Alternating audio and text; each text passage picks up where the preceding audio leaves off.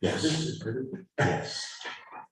All right, I will call to order this first regular board meeting of the month of June. A little after 7 o'clock, everyone is present. Do we have any changes to the agenda? Hearing none. Item number 3 is a mayoral appointment to fill a vacancy. So every once in a while, I get the honor of appointing someone to a village board seat due to a vacancy. We had a vacancy created when Jessica Giles transitioned from the role of trustee to the newly created position, dual position of deputy clerk and deputy treasurer. And so that leaves us with a vacancy that will be filled until next spring, at which time we will need to hold a special election to fill out the remainder of what would have been Jessica's term, which I believe will end in the spring of 24. And so it is my privilege tonight to be able to appoint Marcia Horn to the position of village trustee. I've known Marcia for a very long time. And she is someone who actually was a trustee briefly back in 2007. She is a multi-generational, I guess we would say. Yeah. Multi-generational. Yeah, our family's going on 7 generations. She has a heart for the village. And one of the things I will just say, in case anyone watches this online or for the folks who are joining us via Zoom, one of the things that we don't get to choose who we work with very often in elected office. That's for the voters to decide. But something that I try to guard jealously, if you will, is the ability of this board to work well together. And so while I wouldn't have any control over an election where someone is seated who perhaps decided they didn't want to work well, this board, fortunately enough, over the many years has worked well together. Discussions have always been civil, even when there is a disagreement on a particular issue. And so I know that Marcia, although I'm sure she'll give me grief on various things from time to time, which is part of the reason I wanted her on the board, will nevertheless carry on the tone and tenor this board has come to, I think, be very effective in large part because of that tone. So welcome, Marcia. Thank you. Welcome. Thank you. Happy to be here. Item number 4 on the agenda is our first public comment period, privilege of the floor. I do see a couple of members of the public joining us via Zoom. And so, Marlene, I'm not sure to. Yeah, I actually just, I'm home with a cold, so I'm not there, but I wanted to lay eyes on Marcia Horn and see who she was. And I'm probably not going to stay on the meeting very long because I've got my cold and my tea and my hanky, and I'm going to probably just stay for a little bit. But I wanted to meet Marcia, even if it was, whoops, oh my gosh. I just made the picture go away. Sorry. No, you're still here. Yeah, I'm where you are, I'm not where I am. I will try to get back on, but that's it. I didn't have anything to add. I just wanted to meet her, see her. Thank you. Nice to meet you. Okay, I'll see if I can get back on. You're already adding attendance to this. Doubled our average attendance. 3 more people or something. I don't know what I did. I was just like, I'm gone. Oh, well. No, you're here. You just can't see us. Oh, you see me? Oh, yes. Huh. All right, well, I'm glad I'm looking good and you don't look good, and just keep going with the meeting because I can't see you anymore. Go ahead. Discuss. Move on. All right. We will then. We'll go right then to reports of representatives because we do have a couple. Mary or Ann, whichever one of you would like to go first, please do.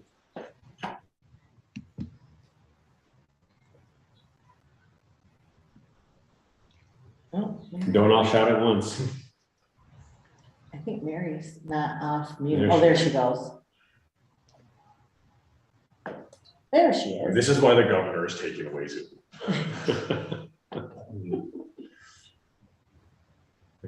Still can't hear you, Mary.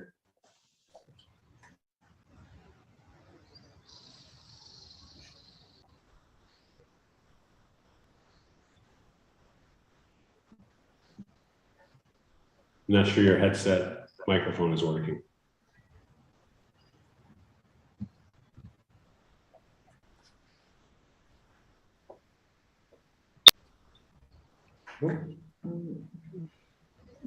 No, still nothing. No.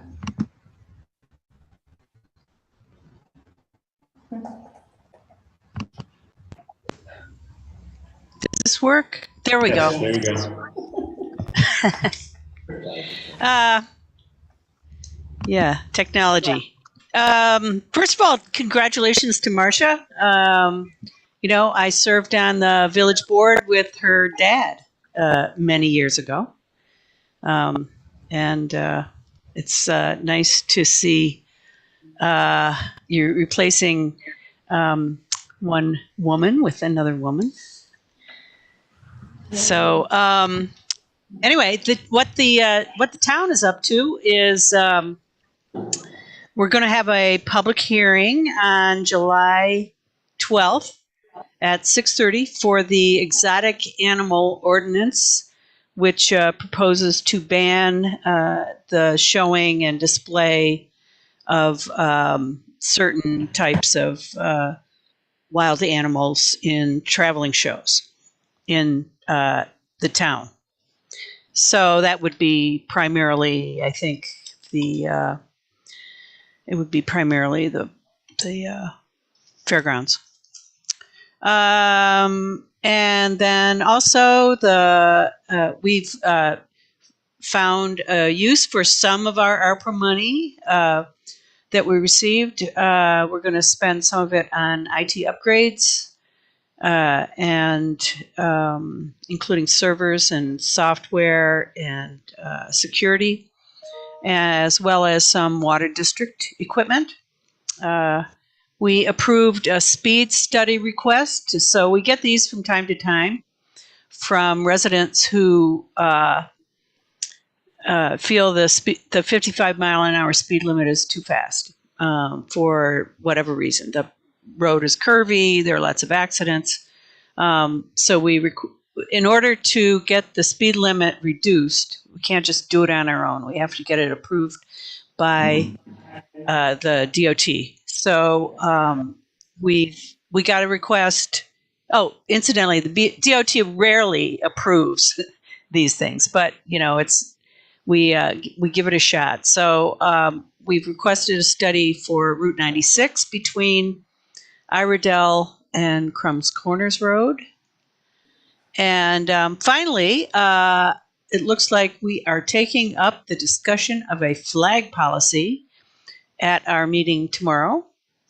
And it has been proposed that we use an existing policy. I think it's Tompkins County's policy. I'm not 100% sure. It might be the city of Ithaca, but you know, to use that as a template for our own policy, because it pretty much you know lays out the flags that are acceptable to be displayed on town property.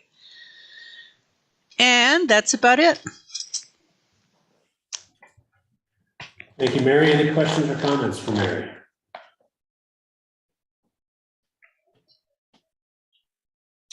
All right, Anne, what do you have for us? Hi, I hope you can hear me okay. I think my computer says I have low audio quality. I can hear you just fine. Okay, my computer's lying again. Okay, great. I want to also welcome Marcia Horn onto the Truman's Village Board and Jessica Giles into her new positions with the village.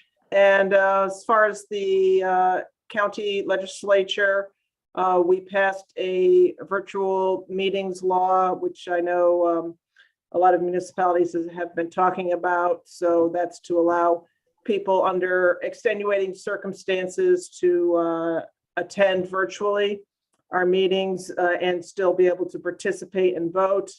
And we are at this point trying to figure out what exactly that means. As you know, there's not a ton of guidance from New York State yet, but we're hoping that will follow. or at least we'll see what other municipalities across the state run into as far as what the state will allow.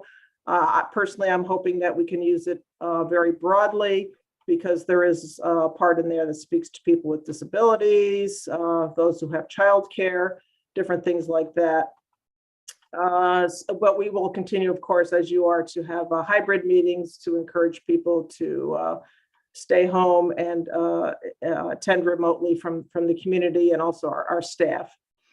This month, of course, we're celebrating LGBTQ plus Pride Month, and also Juneteenth. On June 19th, we have a number of celebrations, especially around Juneteenth, when they're regarding the emancipation of people who were, and Black people who were enslaved.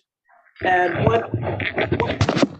one presentation was today. It was really, it was from a woman who wrote a book regarding what Juneteenth and other similar holidays and mean, and the history behind it.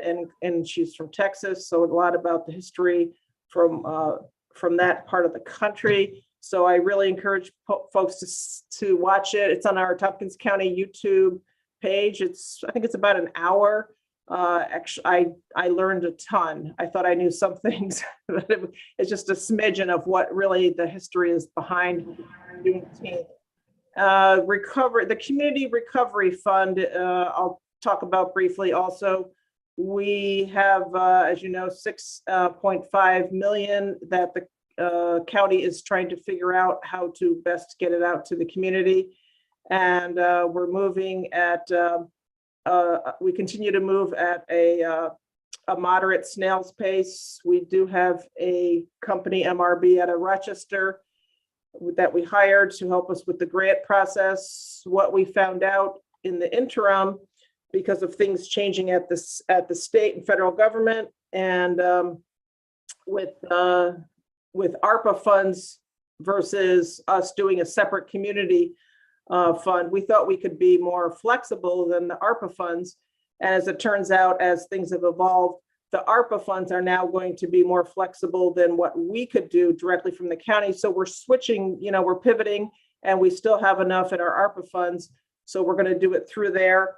But again, we don't have all the grant application process or the criteria yet, but stay tuned. We will keep you updated on that. And as most people know, the mask advisory was finally lifted for the county. So I know that's a huge relief. People were getting really tired of wearing masks all the time. Again, as I've said many times over the last couple of years, please be patient and think about people that might have, for any reason, that they might want to wear masks or might want you to wear masks around them, especially indoors. Let's see if there's anything else. Redistricting Commission. So we have an independent redistricting commission for Tompkins County Legislature, and they have come up with their recommendations for redistricting our districts. And they are going to be presenting on the June 21st legislative meeting. And that's at 5:30 on a Tuesday. Feel free to contact me or our clerks if you want to come to the meeting, attend it virtually or in person. You can just show up at the legislature and give comments to us on that, and or attend by Zoom. You're also welcome to look that up on our Tompkins County website. There's a whole section there regarding redistricting. This district, the current proposal is to keep this district, which encompasses town of Ulysses and the northern third of Enfield, pretty much intact. Ulysses would stay intact. The town of Enfield would actually have a little bit more in this district. And this district, they would take out the small portion that was in the town of Ithaca. So, but feel free to look at that and let me know, or any of us know if you have any questions on that. And that's it. Okay, thank you, Ann. Any questions or comments for Ann?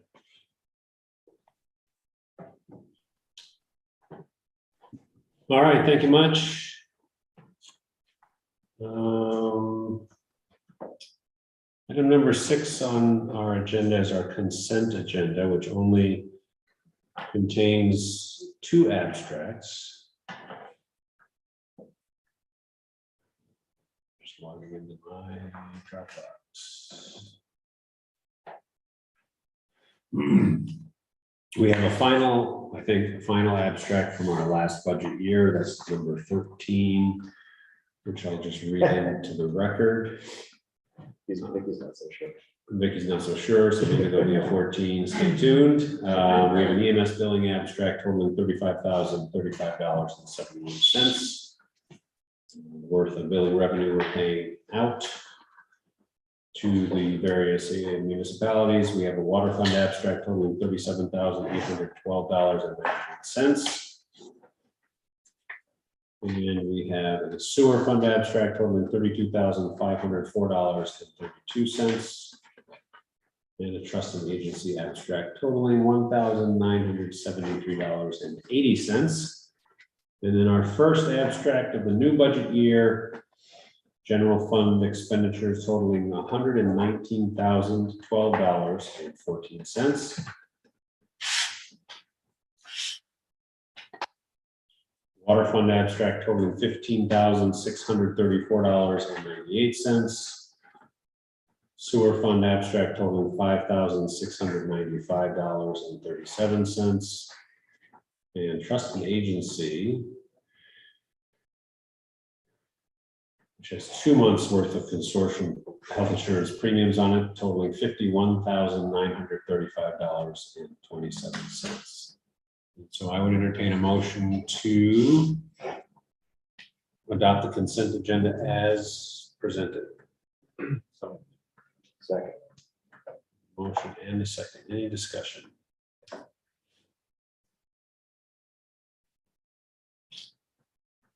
Hearing none, then all in favor, please say aye. Aye. Any opposed? Okay. Moving along, item number 7 on the agenda is reports from board members, starting with myself. We just heard Ann talk about the county's attempts or progress in adopting remote attendance rules. So for those not familiar, part of the budget that was passed included a change to public officers law and open meetings law with respect to remote attendance of meetings. It's an improvement on what existed in the past, but not an improvement on what we've been working with over the last 2 years. Essentially, municipalities have to adopt a local law to allow for members to participate remotely, and for those folks only under certain specific circumstances not well enumerated. So we have to develop the rules and regulations as to what qualifies as I didn't use the word exigent, but unusual circumstances that would allow extreme circumstances, which is overly broad, and someone will eventually create a rule that is too broad, and it'll be tested, and we'll go from there. But I've been talking to Guy about the best way to navigate those waters, and he has some really good regulations drawn up already. So I'm hoping that for our second meeting this month, I'll have a local law to introduce.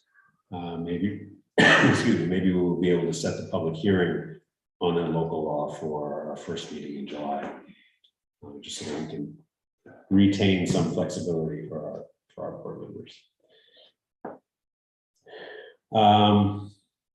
In addition to remote meetings, there was a law which was passed by both houses, both the Assembly and the State Senate, which has not yet been signed by the governor. So I'm waiting to see how this plays out in the next week or two.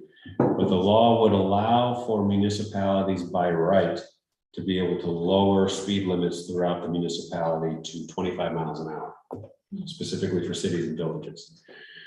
So currently that number is 30. We can have lower speed limits on village streets, but we can't have a village-wide speed limit that would affect a state road. At least not to lower the speed limit on a state road below 30. This law would allow us to lower it to 25. So as soon as the governor signs the bill, I have not heard that she isn't going to sign it.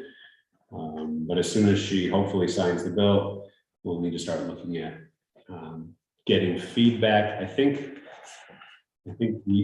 I thought when I first read this that everyone would immediately clamor for 25 miles an hour on Main Street. I think that's true, but I think there may be some folks who might think, well, that also means it's 25 on parts of Main Street that aren't overly treacherous like the downtown core. So we'll have to have that conversation. But we'll at least, to my surprise, I didn't think this would pass the Assembly and the Senate. We at least now may gain some flexibility on the ever-present downtown core piece of conversation. And then the last item I have to mention is with Jessica transitioning to Deputy Clerk, Deputy Treasurer, we are in need of a Trumansburg Area Chamber of Commerce rep, as well as a rep to the Cuba Lake Watershed and a municipal organization. And so I'm looking around the room. Only look that way. I spoke to Nana Friday and told her that I would have some interest in the chamber. Okay, great. That makes a lot of sense. So there you go. I'm in favor. You're all nodding. As a Yes. former business owner, that sounds like a very good spot. Great, so that takes care of that. So Marcia to TACC, which leaves Quio. Any takers on all things water? I have an established conflict of interest. You do have. I should Actually, look in your direction. You've got something. I should also clarify that that is a joke. I know that people don't usually get You're jokes. only half a joke. Well, no, I have, obviously my mother-in-law is on Queen. Yeah. That part's true. Yeah. The part that's a conflict of interest. Oh. Joke. What are the responsibilities of this one? How often? Once a month, the agenda is posted in advance and really good minutes are posted after. Not all members go all the time, some members go all the time. And these are daytime meetings? These are evening meetings, I believe they begin, they're 6:30 or 7, approximately 2 hours. Okay. And I believe, depending on whose attorney is doing the interpretation, because of the makeup of the organization, it might be able to be fully remote. That's gonna depend. We've been remote, so that's interesting. I hope so, because it's the whole week. So I haven't been to, I didn't go to the past meeting, so I don't know where they are. I will say, you're already second. The like alternate, they are very approachable. Should you miss something, read up on it and realize you have something you want to access or have questions about. Little concerned of jumping in during the summer. We can talk. We can figure it out. We can rock, paper, scissors for it. What if maybe someone could be the alternate too, Do you want to be the alternate? But we can certainly be one of us. Can be one. Yeah. right? I mean, understand that this We're basically playing a organization, team sport at this point, between this and you. We're just Youth commission. interchangeable. understand that this organization is several years old at this point, and until Jessica started attending meetings, no one was. So any attendance will be better than a previous track record. You can put me down. I'll make every effort to be in the water business. Water protection. Again, great minutes, easily accessible if you miss something. Also potentially really like important if it Yeah. goes Yeah, I the don't- way it should. I don't, Yeah. It is like, there's an organization like this with actual real power yeah. everywhere, but here, which is just mind blowing. It's. Yeah, exactly. It's bizarre. Okay. So that's it for me, unless there are any questions. I'd just like to go on the record as saying that we should define extreme or exigent circumstances in the remote meetings law as whimsy. Anything that might preclude attendance in person. Yeah. Make guy really work for his pay. Yeah. We should be the one that gets challenged. Is what I'm saying. Yeah. We should make a name for Trumansburg on the state. I gotta stop. So I would like, years later, if I'm not on this board anymore, the opportunity to be able to legally go into someone's family room and watch them. That's- Just to say it's illegal. like, yeah, that's program. I do know that there are some municipalities that have defined extreme circumstances as being unable to attend due to being out of town for short periods of time. Hmm, Not good enough. That's pretty broad. Whimsical. Yeah, That's, just felt like staying home. it was far. I feel like it was far. All right, fire, Marcia. My report is I have no report because I just got here. Very good, very good. So I will be at least introducing, attending a meeting and finding out what my place is or there. How I can be of any assistance or help or, I did Or talk, not. I did talk to Chief Taylor today and let him know that you would be the fire commissioner, and he said, I look forward to talking to you, so. EMS, Youth Street Tree Advisory Committee. So Street Tree Advisory, I was talking a little bit about it earlier, but just to recap what I said before, the meeting started. I just ordered a 25 traps, 25 bait, I don't know, inserts for the traps that will attract the spongy, or what was once known as the gypsy moth caterpillar. So if you look around, you will see trees dying everywhere, and that's largely because of this one moth. So we have not, as a committee, decided on a way to distribute those, but my hope is to essentially have that first 25 be a sort of pilot and test people's interest in them, and basically just give them out with instructions to people to put up in their own yards. I toyed with the idea of asking Dusty to do it and seeing what their capacity was and just doing it on village property, but we want geographic spread as much as possible. So I think if we can get it out, even if it's kind of haphazard where they go, I think that's a better way to do it. I also ordered tree tape, which prevents the caterpillars from crawling up the trunk. So it's another way of controlling for the same insects. But again, I have a stack committee meeting on next Monday. So I'll talk with them, sort of, we'll develop a plan to get those out to as many people as quickly as possible. And then hopefully more information will be forthcoming. I'll share obviously with this. are they board, but also pricey? public. Are they expensive? They're not horribly expensive. So I was just spent wondering if maybe- $500 on. I was just wondering if maybe, you know, we could put in, if people were interested, putting in a bulk order in the community. Yeah, I would be willing to pay for one for some of my trees, you oh, know? that's a good idea. I mean, so again, I was thinking the 25 would be a pilot to sort of see if people Uh-huh. like them. 25 was a number I chose because it was the lowest threshold for bulk pricing. Right, But certainly if they go quickly, I would say, yeah, we'll just keep ordering them. yeah, Or because at I least know post the there, link. I just know just by talking to neighbors, people are really concerned about their trees. Yeah, You know, absolutely. I mean. we have people a couple of have- trees that I've tried to rescue, so Yeah, I would be more than happy, and I think a lot of people would, they're just seeing the devastation of these things. yeah. Golf course, I'm sure. Golf course would be So interested, that's actually another thing that I hadn't thought of until I was on my way here, because I drove past the golf course, but golf course, school. So also the fairgrounds, I know that's outside the village, but the fairgrounds has, one of the trees that they're particularly attracted to is red oaks. Mhm. And we don't have a huge number of red oaks in the village, but the fairgrounds does right along the fence on the front. So that would be a good area to locate some that would, you know, be high impact. So Who else with Woods? Smithwoods, I haven't seen a huge amount of impact, I think largely because they're probably going to the fairgrounds because they really like red oak, so they'll go there first. And then probably disperse from there when all the leaves are gone and the trees are.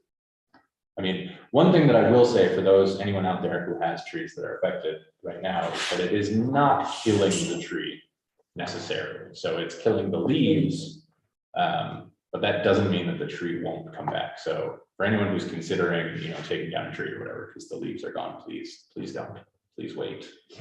That's not to say that it's not incredibly bad for the tree, but it's not the end. But yeah, so I think that's a great idea, Marsha. And if there's interest, we could certainly do that. I mean, we could certainly just keep ordering, and I mean, the same way we have the masks in the front office. yeah, I was just thinking if we could bulk order and the price was cheaper versus them going somewhere else and getting. It's not a huge. It's not a huge I amount. kind of did it just as 25 was Just a good less. number. and Okay. It was the lowest threshold for bulk, like I said, but. So I would also offer, and if it pleases the mayor, that since I'm in office 8 to 4, Monday through Thursday, and then till 1 on Friday, if the size makes sense, it could be distributed through the village office. right, yeah, just like the masks, I mean, we could. Yeah, Unless they're ginormous. Yeah, like that's- there's 500 No, of them. they're water bottle sized. I mean, it's very reasonable. The tape is a little trickier because we would need directions to put it on probably. But I might be able to find just a good video. I'm not really sure. I haven't looked into that yet. We are also at our next meeting going to start planning our risk inventory for this year. And we have, at this point, I believe it's 5 trees that are sort of in the process of getting work done to mitigate risk from our last. So it's a fun time of year for trees. For EMS, I have a number of personnel things. Open the call report while I talk about other things. And for youth, I don't have a huge amount to report. One thing that I thought was interesting is that for both summer rec and youth employment, the applications and interest in the programs, both of them was about double their capacity. So they're both, for summer rec, they're hiring more staff in an effort to get from, I believe it was 60 to 75. I mean, it was, I don't remember the exact numbers, but in any case, increasing by almost 50% of capacity, just because the demand was so high this year. And youth employment is actually usually like that, but this year it was higher because there were so many younger students who missed out in previous years because of COVID. So there's a lot of seniors applying, and that doesn't typically happen because this is usually sort of a first job application. So It was my first job. yeah. Yep, And I was a it's- counselor, play school, they called it back then. Yeah, Yep. exactly. So that's both of those programs. Yep, But yeah, so I wanted to share that, I think, just because I think it helps demonstrate the importance of those programs. And especially the sort of impact of COVID and the way that like those impacts are going to kind of ripple through everything. But it was really nice to hear, just especially the way that Will's the new recreation director, but the way that he's been responsive to that need and that uptick. It's been nice. So going back to EMS, calls for the last month were for Covert 13, Hector 7, Mecklenburg 7, Village 21, Ulysses 35. And then mutual aid for Skylar 2, for Bang 6, 1 ALS assist for Hector, and 7 mutual aid for South Seneca, and 1 Bang standby. I like the looks broken out. Yes, Joel has been doing a number of things sort of similar that it will be especially useful for like the longer term reports and to track the changes, like Roden and I have been paying a lot of attention to, especially the bank standbys, which seem to be increasing lately. But also to see the South Seneca that's much higher than usual. So yeah, long term it'll be really interesting to see how those play out. But yeah, one of many areas that Joel has been much more like conscientious and intentional about data collection. And it's all looking good. But that's it. Okay. Oh, actually, I should say, sorry, I do have a number of executive session issues, including one potential hire for Okay. All right. DPW, water, sewer, Cbzr, farmers market. Got a lot, let's go to it. Cbzr update, we are very nearly done with the draft of the residential zoning proposal, which is the first chunk to go through our board and other boards for review and feedback and then eventual adoption, potential adoption. We have our meeting on Thursday and we should be good to start handing that out after that, assuming there's no major changes that need doing. Guy will also be, the attorney will also be a review for that. While that is kind of finishing up our previous chunk of work, we're now on to the next chunk, which is commercial and short-term rentals and industrial zoning. We have 2 new members joining, Mark Devakaitis from the planning board. We had previously had our previous planning board member has now left the village and the planning board, and so the committee as well. And then Greg Van Ness will also be joining as a input from Main Street business owner around the commercial zone. So we're looking forward to having this folks join. On the farmer's market side, so Jess and I chatted over the weekend about scheduling conflict that the market has. The market's 20th year this year. They are having their 20th celebration the Wednesday before Grassroots. Grassroots is 30th years this year. They're having a lot of festivities around that as well, one of which is also my Wednesday evening. The market is 4 to 7, and they're having an after hours from 7 to 9. The Grassroots is 6:30 to 8:30 dinner, and then 8:30 on dancing. So there's overlap, not total overlap, but there is kind of a bit of a two events happening at the same time in the village. I mentioned this to the market, and they are still pretty interested in continuing with their plans. They have the after hours musician scheduled, they've got the vendors scheduled to stay there late. They don't perceive that it will be a huge conflict of people, and they anticipate still having a decent crowd. I don't particularly care. I know Jess had some concerns with the conflicts, so let me bring it here to see if we as a board have a strong opinion either way. We could tell the board, the village, or the farmers market board that they have to move their date. That is within our right, their village department. But I'm not personally on that page. I think there's more than enough time for people to kind of go to both if they care to, and I think a lot of people won't care to go to both necessarily. But I don't know. I know Jess, if I agree with that. you want to say I anything. hate to see this Well, scramble. I would like to add, so speaking now just as a member of the ETC, so it's Preston Frank is the musician playing, who is arguably the largest draw at Grassroots, especially for the culture camp. It will be attended by key components of people who built our farmers market in the pavilions. Will also help build Grassroots and will not be able to attend the 20th anniversary of the market because they will be at Grassroots. And so the concern of the ETC is that we're asking villagers to choose between two significant cultural events, one being Grassroots and one being the farmers market, which is a cornerstone of the community beyond the 1 week that Grassroots is here. And the ETC feels like it deserves its own March celebration and a chance for everyone to really come and highlight that. And we also didn't know, the ETC didn't know that the farmers market was planning a 20th celebration. So I'd be inclined, I sort of agree with that logic, but I'm disinclined to tell the farmers market what to do.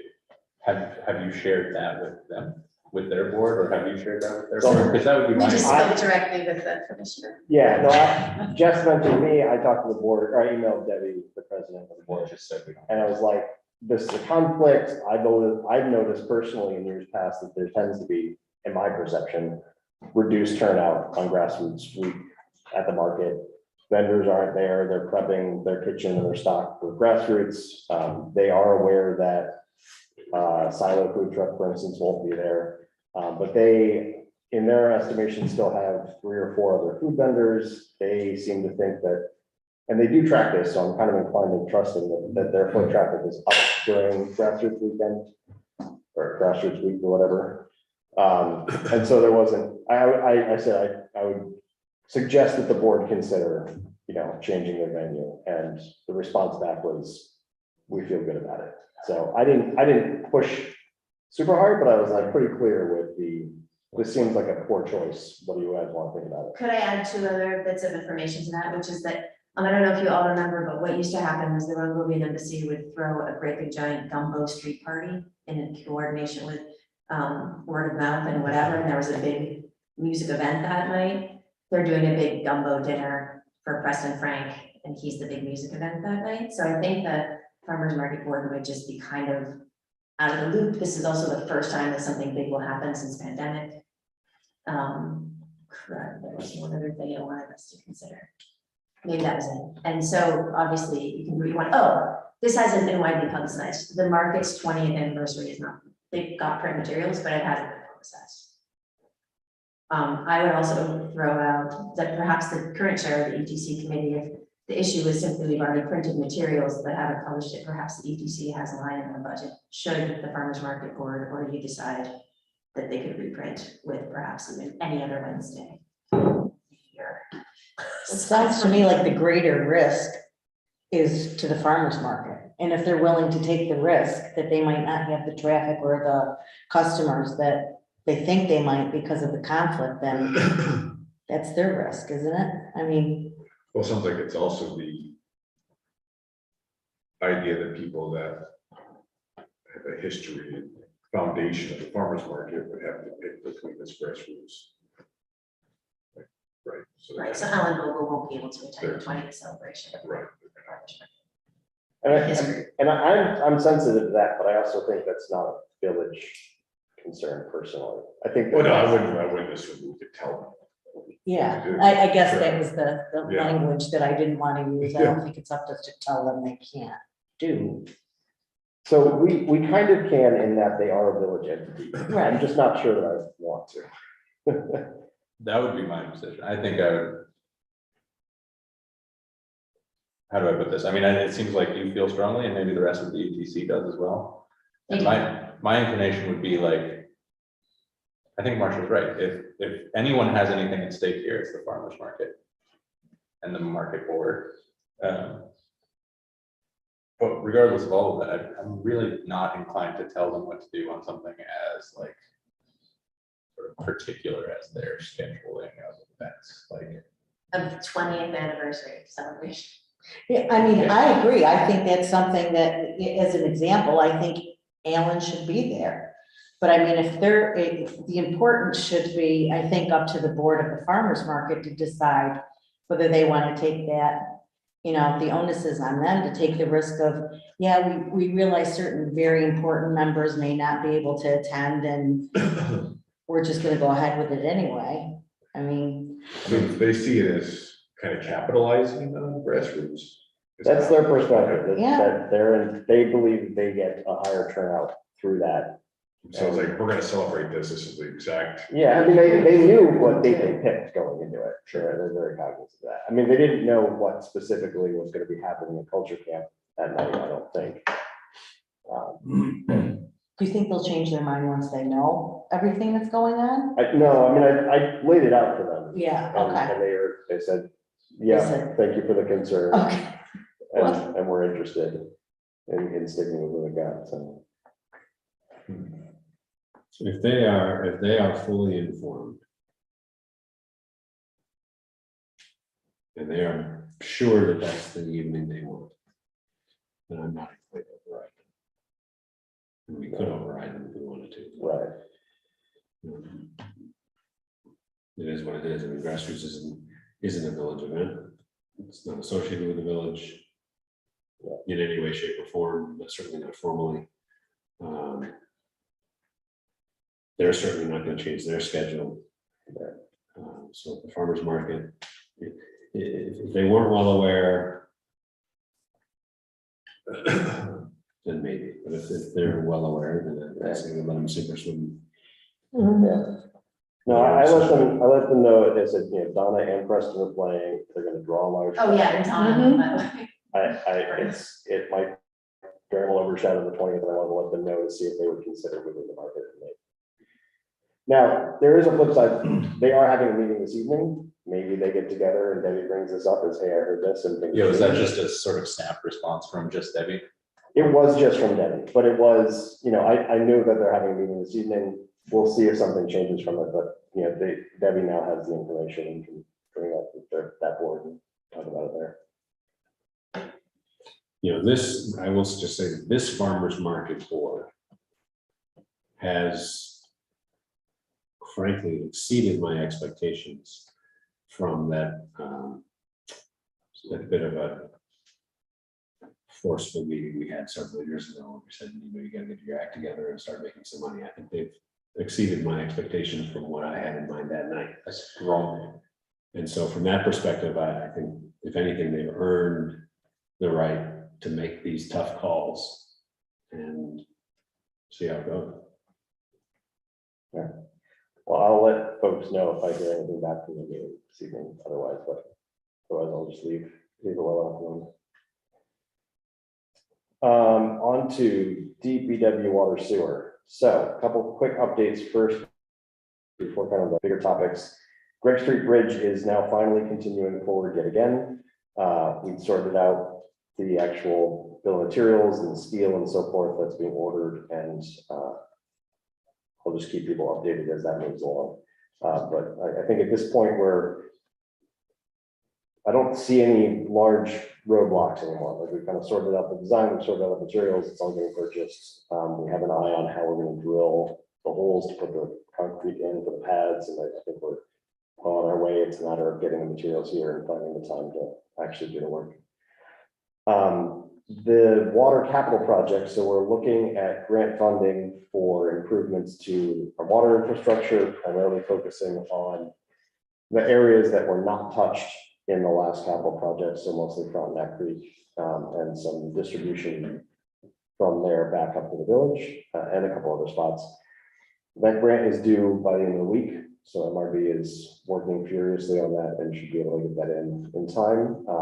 It does seem like with all this kind of money from the federal government for all manner of infrastructure, that it's a good time to be going out for money. So we're doing a couple of things on that front, one of which we'll actually talk about in a minute. And then I did want to thank the DPW specifically for all the work on Main Street recently. The 150th banners getting up. They're about to go then take them promptly down and put up the school banners, and then promptly take those down and put up the 150th banners again. They put the flower boxes out for taking their tea break, so they've been doing a lot of extra work to make Main Street look really lovely.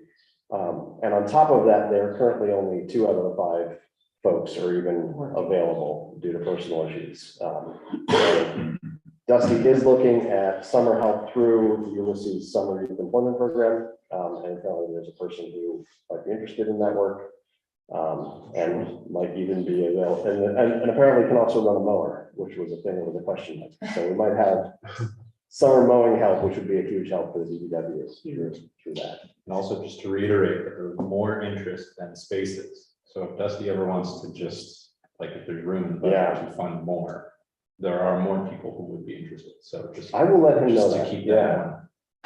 There are Good to know. I will let lots him know. of young people looking for work. Yeah.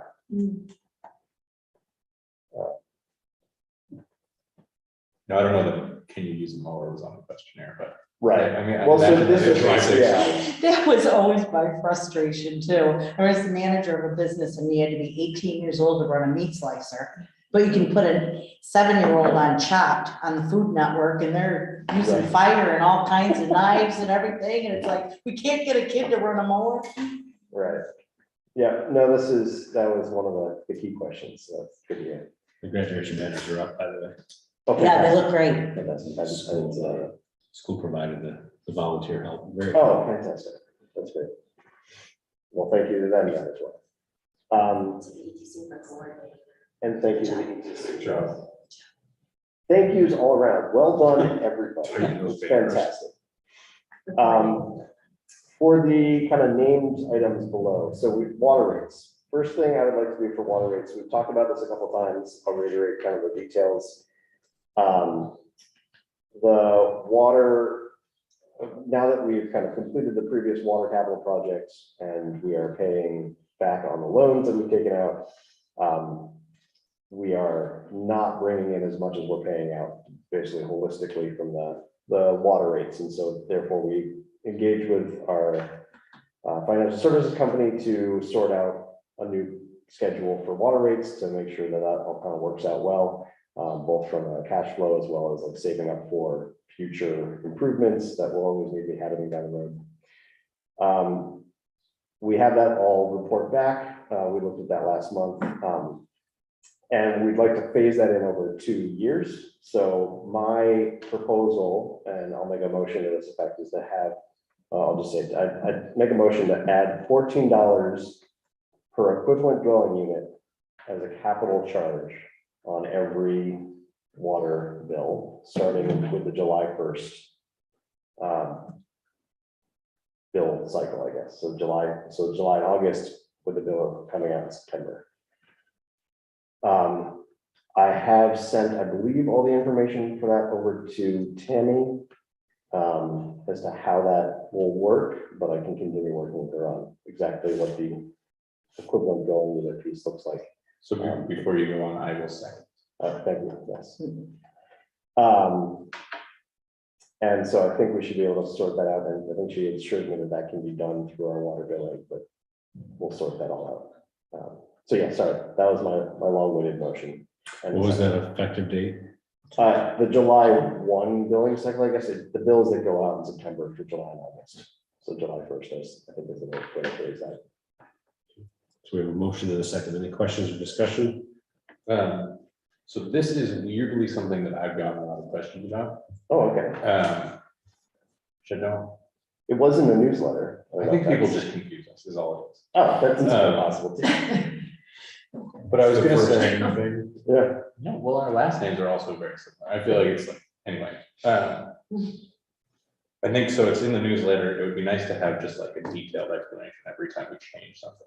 Because they asked me and I was like, oh God, what that is. Like, why did the Right. abbreviations change on the thing? I don't know what that was. That was like, I understand the general conceptual on stuff. the bill itself. Yeah, like the abbreviations, there's more of them. They're different now. So this won't help because apparently it's changed, but I did have Tammy run off, and we could do this again, a like blank card and then kind of annotate. Just like put it, yeah, Like yeah. a Okay. $0 water bill and then annotate it. That is up on the website. And if things have changed, I can take a note to go back That's to on the that. website.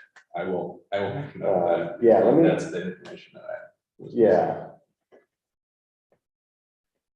I'll ask if that should be updated or see if I can find my recent bill. Because yeah, the bills are not made for human consumption. No. The annoying thing about the bills too is that I don't believe it breaks. It might show this new charge actually. That might be one kind of benefit of the way this charge is I think it should be a new line on there, but I guess I don't know for sure. What you don't see in there is the base rate versus the per gallon rate, which we talk about all the time. When I look at the water bill, it's not there. So it's very hard to kind of talk about how we think about it as a board and then what Right, you it see in just the looks bill. like one thing going. Well, actually, Right. probably just changing Right, randomly. for all. somewhat arbitrarily, yes, seemingly, yes. So it is unfortunately opaque, and I don't know if there's any, I'm gonna assume there's not a better way of doing it, but we'll see what how this charge change shows up on the bill. Well, I think if that's, I didn't realize there was an annotated bill on the front, but that's actually Yeah. sort of perfect for And for I'll the double- questions that I've got. I'll double check on that. Okay, cool. And I mean, maybe just to say a little bit more on equivalent billing unit, the idea being, we want to have some standard way of billing people. Basically, this $14 per household. And that works in most cases, and if you've got a two unit building, you get two of these, and that also continues to work. And then the question is, how does that work with a Main Street business like Little Venice? What's the equivalent there? And so the way that's done is looking at what is the average gallons of water per year that a household uses. I don't remember the number off the top of my head, but MRB did that calculation, kind of averaged over the whole village and then said, okay, a household uses 35,000 gallons of water a year or something like that. And like Little Venice uses 5 times that, they are 5 equivalent dwelling units. And so that's what that number is there for, to give kind of a common baseline across various different water uses. Is the schools charged the same way? Yes, everyone's charged the same way. So they're charged the same way as like Little Venice would be? Yeah. Because of their usage, right? Yeah. Yep. And another question I get from a lot of people when we talk about water is why our buildings are not metered? Why the village buildings are not metered? So at the last board meeting, it came up, somebody wanted to know, what do we know what we pump out versus what we bill? And Tammy said, no, I have no way of knowing what we pump out versus what we bill because we do not meter our water. Which is interesting, by the way, because when there's a leak before a meter, you don't necessarily know, unless it's a huge leak. But Then wouldn't they it be most likely- important for us to know like how much water we're using? And if that goes up, I mean, Yeah, do you know how that works? I imagine there's a general understanding of how much it is, but not specifics. I don't know. Do you know how specific? So that way we I don't- specifically would know how much water we pump out Right. versus how much we bill and how much we're using. Yeah, there's a couple different questions I think embedded in that. There is, I do think that Dusty can get like, how much are we pumping out of like the head of the whole system? And so like, that's one number. But then I think there's a good question as to like, But it would be, is there a leak in this building and we're unaware? it would be good to know how much water the fire company uses, you know? And how much water the village office actually uses and how much the DPW uses for water, even just from a ecological standpoint of, you know, are we using our water to the best of its, Right. that we can even, you know? No, that makes sense. I don't know if that's a question because I'm curious to know if we don't bill ourselves and therefore we just don't have a record of it, or if we don't have even a meter to check at all. So then I don't have that answer. I could ask Dusty if he knows.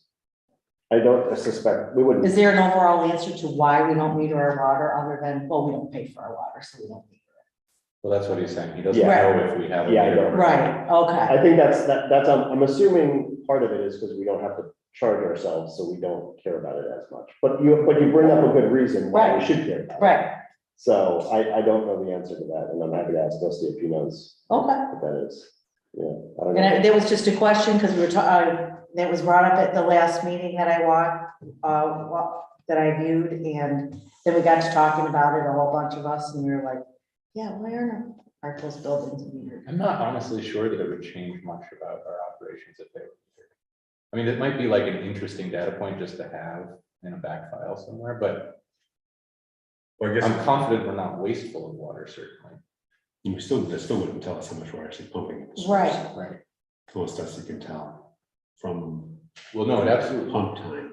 So there is, I mean, I had He doesn't a- pump And time. how much we use would be, I just I'm assuming think, you can't from that source. a good data point in its infancy to kind of It wouldn't hurt. calculate what our future needs are. You know, I mean, when you make policy, you're not just making it for like now, you know, as we've seen, it's caught up with us in the long run too, you know. Right, I see it like we track our energy usage so that we can see that year over year. And it would be nice to be able to see that for our water regardless. And as we build too, to see how much more. right. And I think the village building should be included in that equation, just so that we know overall for the village how much our water usage is. Yeah. Just a thought, Yeah. but it came up in conversation, so I thought. Well, I'll ask Dusty if he knows if there's meters here. I mean, I think the other part of it is like, I know the remote read meters, there's cost to having them. And so like, is that, we have to, you know, if we decide that it's important enough for us to have it, then we take that cost on and put it in, that sort of thing. So, sorry, back to, we have a motion in a second. Yes, anything else Yeah. on the motion with respect to the water rate adjustment effective July 1? No. All right, hearing none, then all in favor of the motion as presented, please say aye. Aye. Any opposed? Okay, All right, the next item is to introduce the sewer law. And so this is in the Dropbox. It is exceptionally long. I believe it is 90 pages. This has been going on since before I was in this seat. Deb Watkins did a lot of work on this before me. And then Gordon and I have both reviewed it. MRB has been through it quite a bit. Guy has been through it quite a bit. There's a lot to review if you do want to sit down with all of it. Much of it is pretty stock, like wording from state guidance or possibly federal guidance. I can't there's some remember. EPA language in Yeah. So a lot of it is kind of a little eye bending and verbose, but it comes from a lot of model ordinances and recommendations. I know when we talked about this last, there was kind of the suggestion was to look at, there were certainly pieces of this, and I don't remember if you remember where kind of the best place to focus attention was, but there were some parts that were a little more focused on. I mean, as I recall, when I went through it, the biggest thing was just, are these rates reasonable? It seemed like the rates that were built in were exorbitant, especially for commercial. Like, and granted, this was a year plus ago. Yeah, we haven't looked And at it was this. very long. I'm not sure that I'm really pulling that Yeah. memory out of storage. So properly, but- by memory, it was some of the later articles, so that the Yes. charges is Article 18. And I think that is probably the place to look. It was both that and then, no, I guess that's most of the charges, because it was also like, if someone that fails to pay and how do you get through those sorts of things that is in there. But yeah, folks, feel free to kind of take a look at those later charges sections. Again, you'll see the EDU thing in there, the equivalent dwelling unit. The part that had most jumped out to me personally was around a new requirement for grease traps to be installed in restaurants, car washes, and a number of other kind of commercial uses that are listed in here. We have sent out notices to everyone that might be impacted from that and have asked them to respond with, do you have a grease trap or not? So we have some decent response rate to that. I don't imagine it's 100%. And I've gone back and forth now a couple times with MRB on what does that look like, and have learned a bit about grease traps, that there are some that are small enough to fit under a sink and others that are larger, that are kind of whole house grease traps, as it were. If you ever cleaned one, it's the most disgusting job in the world.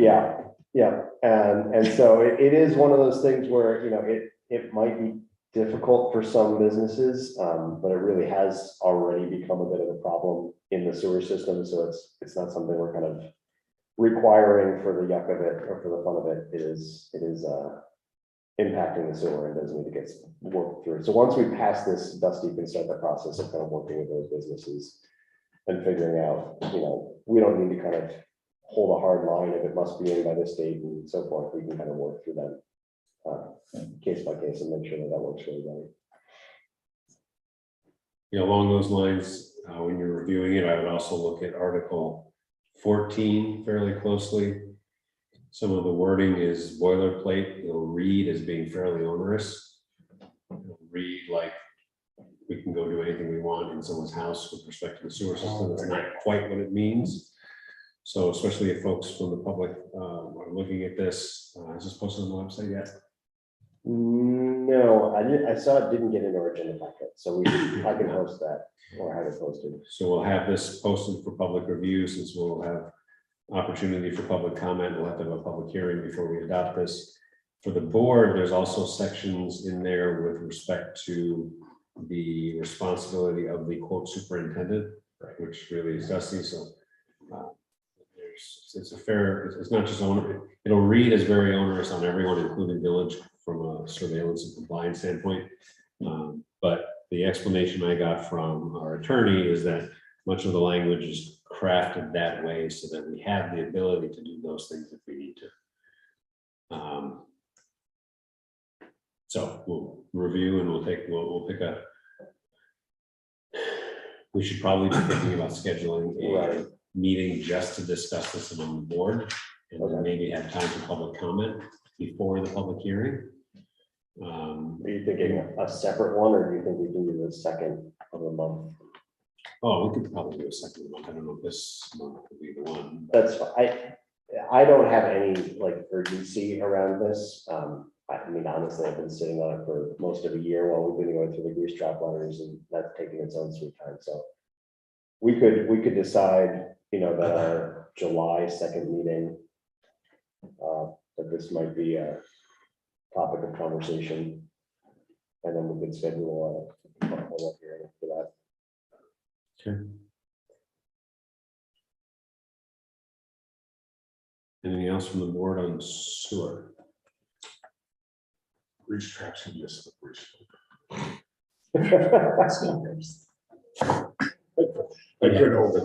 I didn't want to say it. He had to do it. I could. Set up for 10 minutes. So another topic of conversation, which we'll get into it, sidewalks. We do have a relatively new resident of the village on, I wanted to say, Sturbridge, yeah. And I had asked him to try and join today and see that he has, so there we are. Had gotten in touch with Dusty and then was redirected to me to ask about the village's interest in removing their sidewalk in front of their house. It is one of these many places where the sidewalk kind of devolves into nothingness and just ends in the middle of their yard and is certainly not useful for anybody. There are some pictures in the Dropbox, and it's a bit of an eyesore for them, and so the village had any input on it. In looking into that, it turns out that sidewalk in the right of way is considered a village street. So it's not just as simple as there's some sidewalk and people can kind of do whatever they like with it. If we want to remove it, we have to kind of declare it discontinued use as if it was like a street that we no longer need and would like to remove. Which I'm open to if we want to kind of decide how that works. The question I think is kind of, do we want to have, or do we feel like we already have a village, like a policy around this sort of a thing? We've talked quite a bit about our approach to improving or adding a sidewalk, but not so much removing sidewalk. There are a number of different approaches, from like the village just does all of these things at the village's expense to the homeowners allowed to do whatever they want. Or not, we can kind of come up with any sort of policy. We have a lot of leeway, I think, in policy here.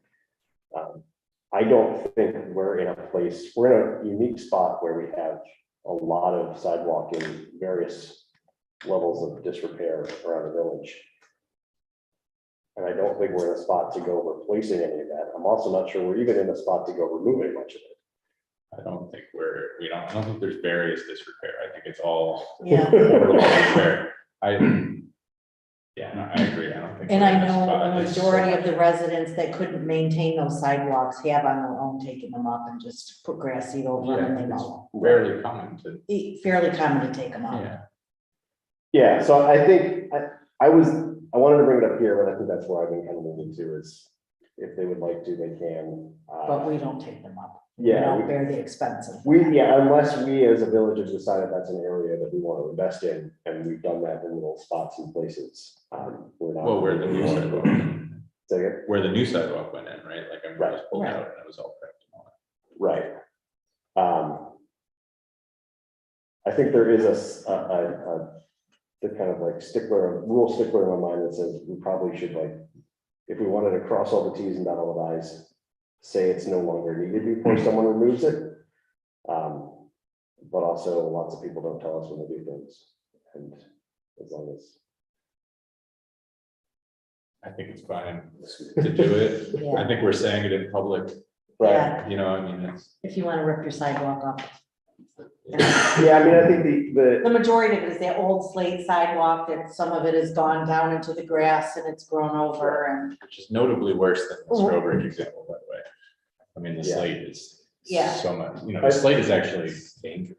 what we don't want is someone to take a jackhammer to some nice new sidewalk that we placed right in front of their house, which Right. we're not saying you should do. And just to be clear, because there's a distinction there. I don't know how much I really want to make this a big deal, so I'm happy to tell this person, we're happy for you to take it out, but the village isn't Not to pay for it. Right. to do any of that. There is a conversation that we could have another time about cost sharing any of these, either removals or improvements to sidewalks. I did notice, actually, I don't remember if I was in the village anymore, but walking out Cuba Street Extension and someone had done some sidewalk work. So the end of Cuba Street almost, I think. Yeah. And so, much like we have a little bit of a fund for tree improvement, I'd be curious, and, this is more like a budget conversation, building a little reserve, need to maybe encourage that, but. I agree, I mean. Is our municipality a lot like the others where you're just responsible for your own sidewalk that's on your property? No. So, It's so a ours, hybrid, it's a mix. okay, So where we have put in new sidewalk with grant money, we are required. to take care of right, it which that would make by the sense, grant. but, The old sidewalk, I mean, there really isn't any really sidewalk to speak of anymore. right, So there used to be a fund to encourage people to do some of that work. Right, There was never enough money to really do anything. yeah, And that's when Alan and company started to volunteer. right, Builds. I think for the moment, it's probably fine to leave well enough alone and let the kind of tradition continue. I think probably long term, it's worth coming up with something more comprehensive, particularly if we start doing work on some of the village streets. yeah. Um, I think there isn't, there's also, I think the thing that drives that for me the most is liability. And I think there is, my understanding is without us having a specific local law putting liability on the homeowner, it's on us, even if maintenance is on the homeowner. And so I think we are in theory liable for these things, but. Wouldn't there have to be some kind of designation though to make, it wouldn't automatically be a street unless we're putting it in and designating it a village street, right? It's, That's my automatic. understanding is a sidewalk in the right of way It's just automatic. is automatic. Yeah, so there is a way in which we are liable as a village for all this already and always have been for all this terrible sidewalk that's that way. That's horrifying. Yes, yes it is. Which we've been talking about a comprehensive sidewalk management plan. Right. I think that is, Includes village streets, not just the state roads. yeah. I can put that in the back burner, but that's not a right away sort of thing. Right. But I think that is kind of where we're getting to. And we've heard this loud and clear through the comprehensive plan. I think there was outside of housing, street trees and sidewalks were by far the most commonly mentioned items. So well, maybe stormwater up there will make a top 4 list, but yeah, it's definitely something to kind of consider more. So Okay. last two, we have a Teamsters contract in the Dropbox. We've talked about this in executive session a number of times. We now have kind of a agreed upon contract from both the Teamsters as well as ourselves, as well as our attorney. And so then I actually am not clear, do we need I suppose we need a motion to accept, adopt? So we have an attorney review collective bargaining agreement. We will need a motion to ratify this collective bargaining agreement between the Village of Trumansburg DPW and Teamsters Local 317, covering the periods of June 1 of this year through May 31 of 2025. Once we have ratified it, it'll go back to Teamsters for the unit to ratify, at which time they will sign and I will sign. I would make that motion. Second. A motion and a second. Any conversation, discussion, questions? General expression of grumpiness. Thanks for all who set the negotiations. Probably more important. Thank you. I will say that this contract, in my opinion, is a rare one because it is both good for the village and for the members of the bargaining unit in both financial sense and benefits.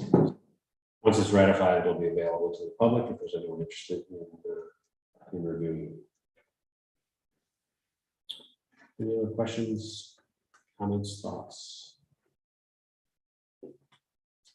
Hearing none, then all in favor of ratifying this collective bargaining unit between the village, the DPW, and Teamsters Local 317, please say aye. Aye. Any opposed? All right. And finally, 1, 2, 3, right? we have a consolidated funding application grant resolution. So this is, again, in that theme of, there's a lot of money floating around right now. We should go out for projects that we're aware of. And the Gregg Street Bridge. The bridge itself is in fine condition. The reason we have this problem is because the bank is being eroded and the bridge sits on the bank. If it erodes, the bridge falls in. And so the bridge project is to basically extend the bridge further, so it's further up the bank, so it's not in some danger, but that still leaves this bank being eroded out, and there's a concern there. Long-term for the bridge and just for the whole bank side and everything. So this is a grant application to look at, I think it's for an engineering grant for figuring out what it is that we should do about that bank, how to reinforce it, how to, kind of put it right back together. And we have had a number of conversations of, can we just kind of do it ourselves and get the right people together? And there is, being that is in a stream, enough other federal and state level oversight that needs to happen. That it is not the kind of thing that we can just kind of do our own, certainly not without some sort of engineering plan around it. Is that through the Army Corps of Engineers then? They would be involved. Yeah. They'd be one of the pieces. So pre-COVID, we started looking at this when we initially closed the Gregg Street footbridge. We got a quote of $125,000 from a contractor out of, I believe, Elmira. That was their estimate of what it would cost to shore up the retaining wall.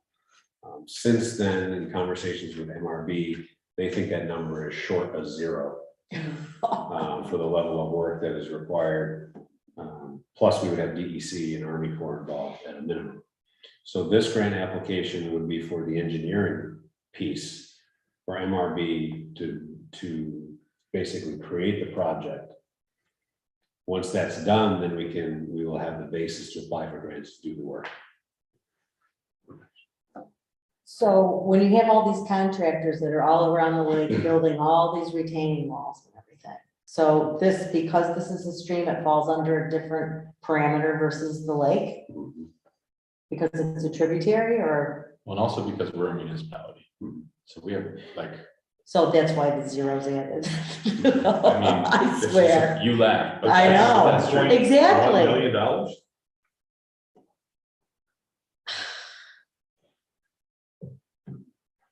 They're expecting it'll be in that range. Once we do all of the things that they think, and again, this is what the engineering planning grant will itemize what's actually needed.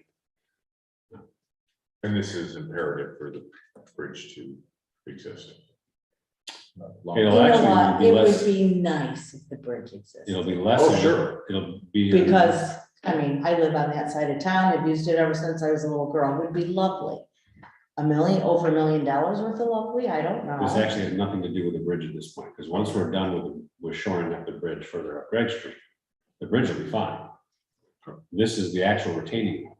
Or- So Right, the retaining right. wall erodes and collapses into Trumansburg Creek.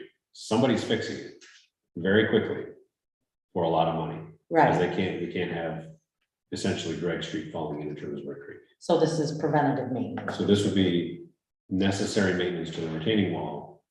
And you're probably saving those houses. that We're are right saving a there. lot of things. If I mean, Gregg- they're right there. if Gregg Street falls into the creek, we've got some issues. This sounds- So. Yes. So this is a completely step, Oh. theoretically, it's not, this is not like, oh, do we keep the bridge? or not? Bridge This or has to be not, done right, this regardless. is, Somebody's gonna do this at some point, right, whether they really want to or not. right. Right. Best to Regardless do of it when we whether can get there's some a money bridge. for it. Yeah, and so I'm happy to, or actually, I'm happy to read this out. It's not particularly long, and then we can go through it. Is the general fund the right fund? Yeah, okay.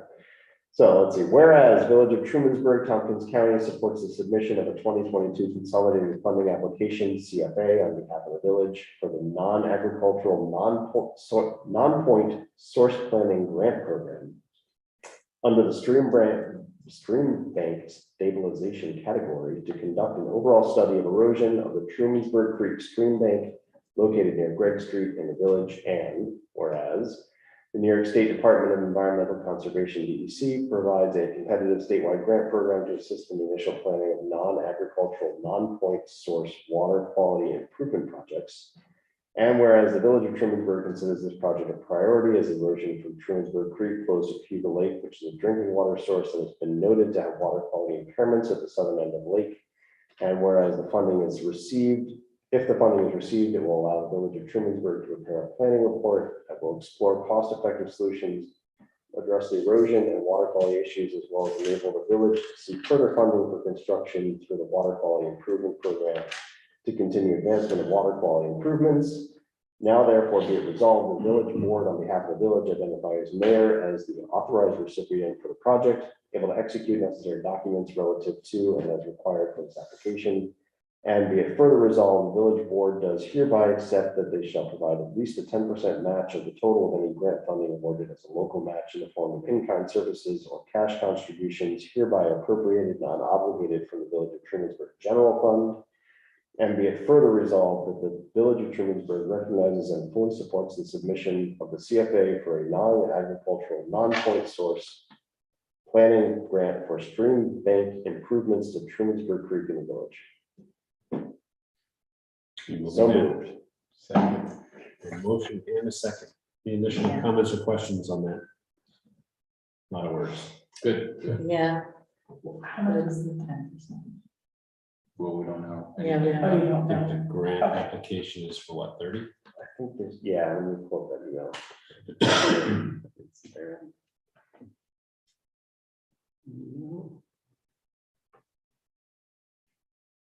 Let's see, yes. I saw a number, but I don't remember where I saw it now. I thought I saw 32. So Somewhere in the 30 to 35 range. That would be the 10%. No, that would be the whole grant. So it's 3,000. Okay.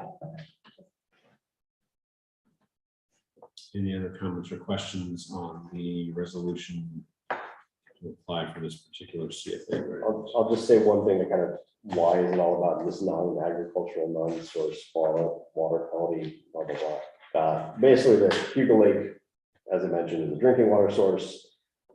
There are funding grants out there to fund reduction of or improvement of water quality for drinking source water. And so this kind of falls under that umbrella. And so that's the kind of angle we're going through. But clearly it is still about getting what we need to of the stream bank stabilization piece.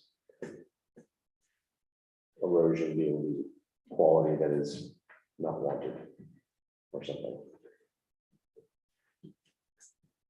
Anything else? Hearing none, then all in favor of approving the grant resolution, grant application resolution, please say aye. Aye. Any opposed?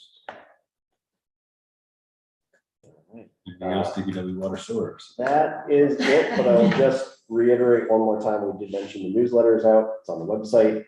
And there's a couple hundred copies around that I think we'll be putting out. Copies today went to the library, the town hall, and to Little Venice, and then other various businesses open on Main Street per your email and Sammy, they'll get dropped off tomorrow Thank you.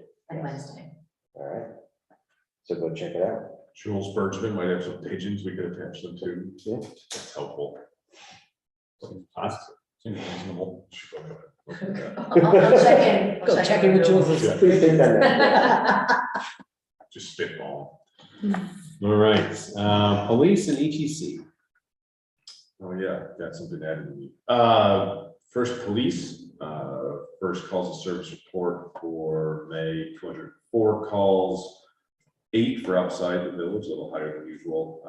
Those 8 were assisting the sheriff's department with 2 domestics, a physical dispute, a larceny theft, and 4 check the welfare, attempt to locate incidences. All happened in the town of Ulysses, a big criminal investigation variety. 3 domestic investigations in the village, 1 larceny theft, 3 harassment, 1 EMS assist. Other than that, no major instances for criminal arrests to report during May. We do We do have a grassroots contract that we're going to sign, because that's a thing again this time of year. And we have a personnel matter to discuss in executive session. And we'll just say, I don't know if our last meeting I gave an update on our LEAPS committee, but I think kind of the main thing we're looking at right now is our crafting a mission statement. So that's kind of the homework of the committee right now. Kind of came up in discussion. And I would just add that for everyone listening at home or may listen to the recording, certainly, speaking of Jules, he was in here I think at our last meeting talking about kind of school safety, and certainly that was before the was the major night incident before. of what happened in Texas. So I would certainly say that, these conversations tend to, and reactions tend to play out frequently on our social media channels. And everyone has a solution, and not, or everyone's got an opinion. Not everyone's willing to put the work in for a solution. So I would say certainly your opinions on what we can do as a community within the village in terms of public safety, even if you have ideas for maybe what we'd like to see in the schools, even though we are not obviously the school district or the Board of Education, that is something that you could certainly bring to the LEAPS committee if you want to join us as a village resident. Or if you're not a village resident, but you're in the school district and you want to attend and offer an opinion, certainly. All that being said, there is a place for that now in the village to have a discussion about public safety and how you feel about that, and what we can do. A lot of people think we're gonna write our congressperson, we're gonna email the Senate, or write letters to the federal government. And I understand that approach, but also don't overlook what you can do right within your own local community to have a conversation and try to see what we can do locally to protect ourselves, our children, our teachers, our officers, everybody, right? So that's why that was kind of one of the impetuses of this committee, and it exists. So let's use it. So if you are really passionate about this topic, which I get the sense people are, especially after things happen, please feel like you can reach out to learn more about this committee and get involved in it as well. Thank you for those who are on it currently, because pretty much everyone I think who has started with the committee has remained active on it. So I'll leave that there. Good. Anything? Oh, ETC, sorry, ETC, the former commissioner gave me some notes.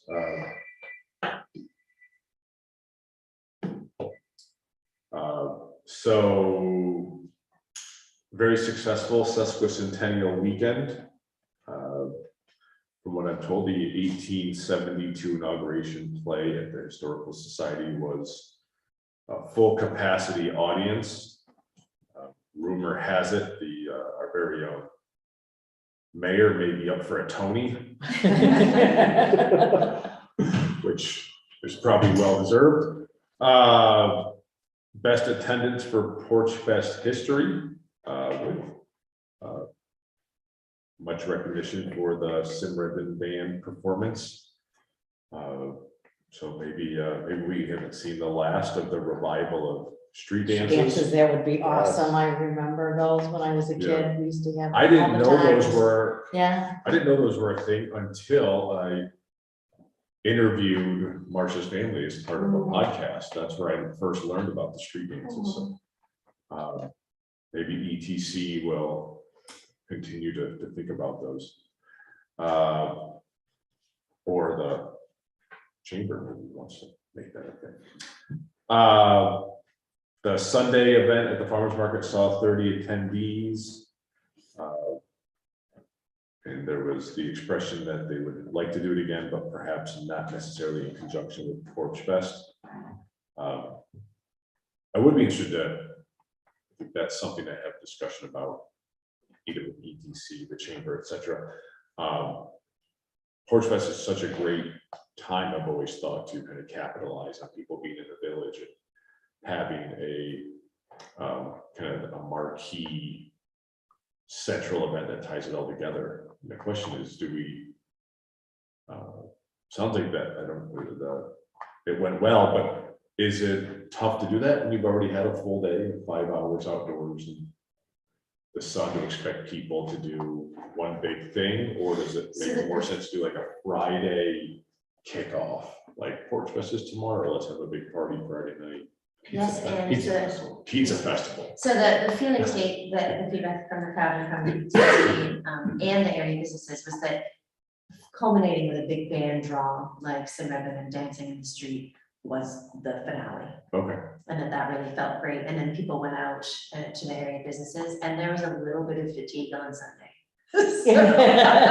But everyone thought the park was great. Like, So no one was why do we do feeling the this? fatigue Saturday night, but it was trying to get Yeah. energy for something on Sunday. Was- Yeah, and there were That makes some older residents in attendance and who were really excited about the picnic, who sort of thought like, community picnic and lawn games, wouldn't that be quaint? And again, some middle-aged, maybe not the Sunday after. But yes. So I think, and we should shout out, Keith, that the chamber fundraised for the big band. They were the fundraising body because the village can't solicit donations. So it was a great collaboration on their part. And I think something that the villagers like to continue to see. Yeah, I At think Porch so Fest. too. That was a big buzz. I mean, everybody just thought it was great. And Friday is. I just love our like funky artsy little town. I just think it's great. It really builds a good sense of community. And it's always kind of been that way back in the day of the Rongo and Cosmos, where mattresses were catching on fire. But I mean. Is that cocktails part of and the lawn event? games. Is that? so that was our entertainment back then. That and the bank robbery.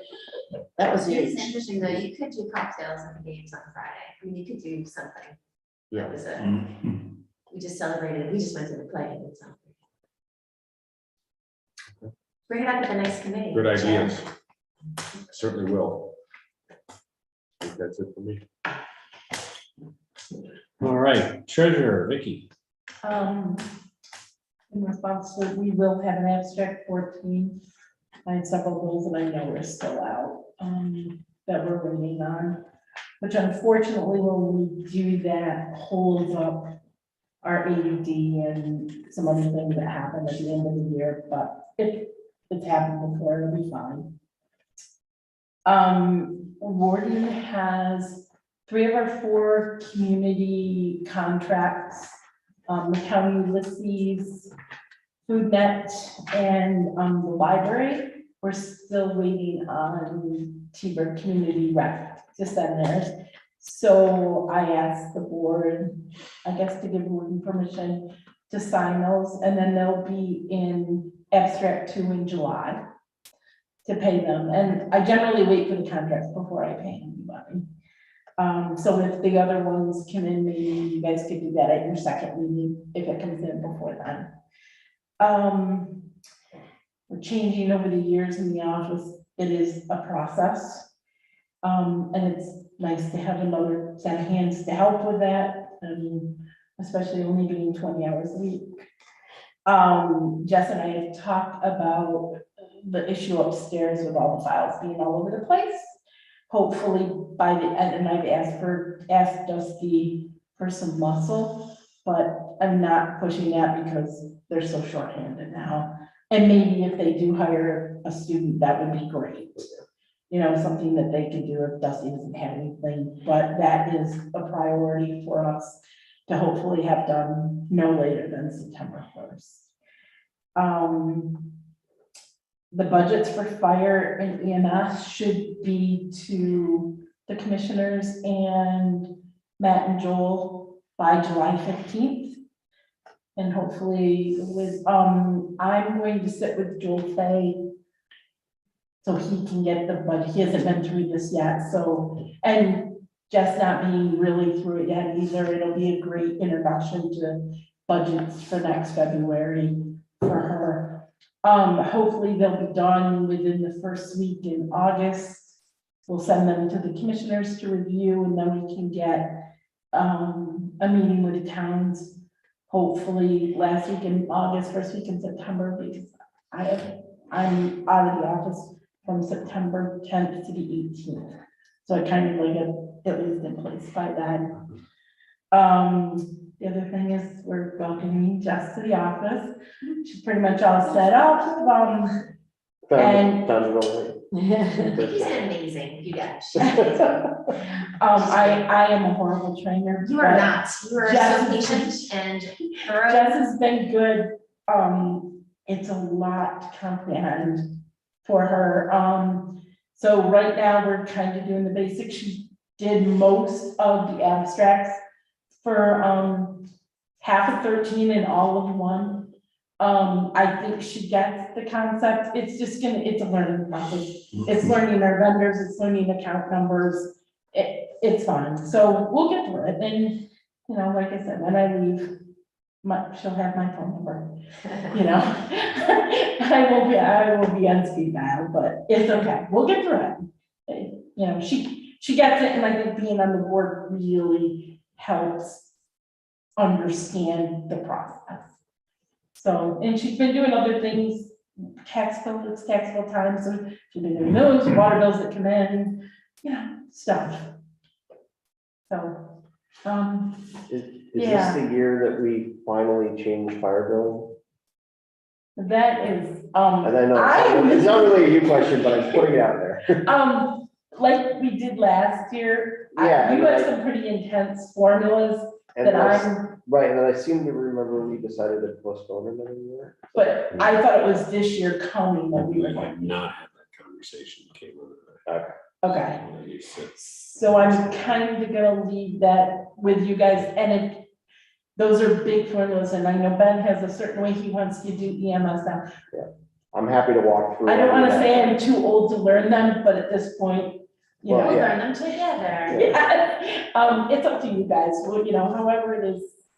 I just thought budget went so well last in the winter, you know, with us getting it all ready and stuff that the quicker I can get it to the department heads, the quicker the commissioners get it, and the quicker we have our meeting with the towns. At least that's the way I'm, if you guys want it a different way, please let me know. I just wanted to make sure to bring it up, because we have pushed it a few times now. Right. But I mean, again.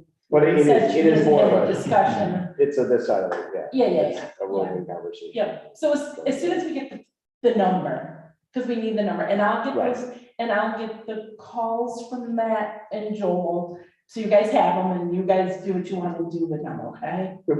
And if there's anything that we can do, you know, I just have, you know, it's gonna be, Joel wants to know how it works, and I'm good with that. You know, Matt's great, and now it'll be a new learning for Marcia too, how the fire budget works. So, anyway, I think that's it, unless you guys have any questions. So I would entertain a motion, we have two separate items here. I would entertain a motion to authorize me to sign the contracts with the Ulysses Coleman Library, the Ulysses Historical Society, and Food Net Meals on Wheels for the amounts that we had previously budgeted to pay to them via these contracts in our budget that we adopted this spring. So moved. Okay. Questions or comments?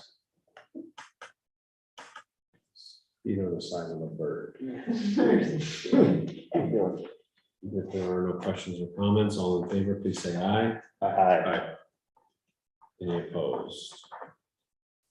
The second item is, I would entertain a motion to authorize me to sign an agreement with Grassroots, who has requested enhanced police coverage, enhanced police department staffing, during the week of grassroots, for which they will reimburse the village a sum of $12,000. I would entertain a motion to authorize me to sign that. So we've Questions, comments? it's increased. Wasn't the last one 9,000? It has increased. I don't remember what the last one was. Is it more, or is that just the nature of life now? Are they asking for more? That is the number that the chief gave to grassroots to provide the service. But the service is the same, is what I was getting at. The language of the service is the same. Let's see. It simply says the village shall provide additional police department staffing during the grassroots festival between the dates of July 21 and July 24. Cool. Other questions? Good work, Pete. Hearing none, then all in favor, please say aye. Aye. Any opposed? Okay. That brings us to, let's see, clerk. Tammy's not here. Anything on behalf of the clerk's side of the office? I would just say that tax payments are coming in, they're being processed, water payments are coming in, they're being processed, and that is really great and a lot of work. I think that's it. I did also want to put out that the village newsletters were posted in the brochure rack for Porch Fest weekend. I don't know if they were there and they're in office. Is there something else I should say about? Oh, we are starting to, speaking of the filing cabinets, Tammy and I had a discussion today to talk about the upstairs file, getting them scanned, and so we're starting to work on that, and then Vicky will be in office tomorrow, and show me what that looks like, and we can get continue pick up on the quote that started also with general code, I believe is the name, or something like that. I wrote it down in my other notebook. Just see what that would look like to have them scanned and coordinate with you about it. If we went option, general code would actually General code. probably be the moving of all of our local laws to a, She said the same company might be able to do Maybe. the work. So anyway, we're investigating that and we'll bring that to your attention when there's more information. good. That brings us to item number 8, which is old business and more conversation, or at least an update on where we stand with stretch code. All right. So less conversation, more just an update. I had a conversation with Guy from the mountains. And most of our conversation was about his time in the same mountains. You are in the mountains, or is this guy from the mountains? Yeah, I mean, I think both of those. But we did eventually get to the stretch code. So Guy is going to sort of help lay out the seeker path and those procedural steps, but he also raised a concern about the requirement for variance from the Fire and Code Office of New York State. He's going to look at whether that's required. I learned about Guy that he has very strong opinions about the environment, about how terrible it is to protect the environment, and about NYSERDA in general. And I was surprised to learn any and all of those opinions. I'm putting that in stronger terms than is justified. I should rein that in a little bit, but I was surprised he really, I think, seemed reluctant. But we'll see. It sounded like he had good context and who might have definitive answers to those questions, and we will go from there. So I wanted to sort of take out the urgency. So I'm basically just waiting for Guy to present to us with, or present me with basically just a roadmap. This is sort of how we'll move from here, and we'll go from there. So that is where we stand. And my understanding is that these aren't requirements, it's kind of an ambiguous. So I'm gonna put a pin in Guidelines. that, because we've had this conversation ad nauseum. Yeah, I'm But sure if you you want have. to talk to me Okay. sort of offline, I would Yes. be more than happy to sort of bring Yeah. you up to speed. And actually, that goes for anything, by the way. Yeah. Anything, especially the EMS and fire budget stuff. Yeah, because there is some stuff I had questions about. Yeah. But I know that that's gonna be an ongoing process, so it's not a Of big course, deal. but just, open it. But that's it. That's basically all this. Okay, any questions, comments, additional? Thoughts, any other items of old business not listed?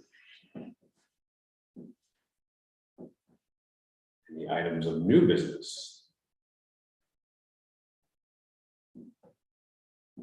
Second, public comment period, privilege of the floor. I see one member of the public online. Who is? Oh, she is there. I'll just say a quick hi. It's Kate Darfler. I was just curious about the new trustee, so I joined to watch the meeting.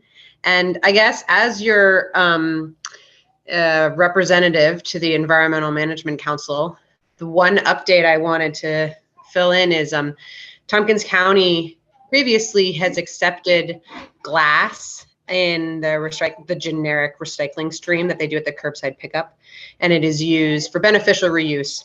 It's used as crushed, neutral materials at the landfill, but it is not turned into glass. But however, they are piloting a new program to accept at the facility, at the CUF facility, glass to be recycled back into glass bottles for a different recycling stream. And so this is something that they are piloting out. It's just started last month. And so I wanted to make sure people knew about it, and hopefully they'll be doing a little bit more outreach on it as well. But I think it's a great thing, and work with you have to take it down to the recycling center as you do with some of the other kind of specialty items. But, hopefully we can work with neighbors and friends who are going to be going that way and, say, hey, can you take my bottles down too? So talk to your neighbors and find out who's going to go do that. So anyways, thanks. Great, thank you. Seeing no one else from the public present in person or online, I would entertain a motion to go into executive session to discuss a number of personnel issues from multiple village departments. So moved.